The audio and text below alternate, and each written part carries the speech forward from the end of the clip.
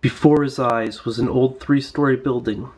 Anxious to escape the misty grasp of whatever dark unseen things lurked within the fog, Vinny scrambled up a slight embankment onto the aged porch steps and noted a sign that read the Claudius as he charged into the relative safety of the structure.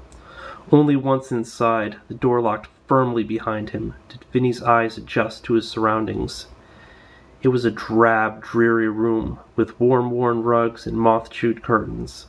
The only piece of furniture before him was a rather large courtesy desk, and it suddenly dawned on Vinny that this must be the hotel that the police officer had earlier mentioned. But the damn place was deserted. In fact, he hadn't seen anybody or anything, concrete at any rate, since leaving the officer. And why would the officer want to lead him to a deserted building? It didn't look as if anybody had spent the night here in years. Vinny's head ached something terrible. As dreadful thoughts raced through his mind, he kept finding himself drawn back to the ominous, vague messages he had been hearing throughout the night.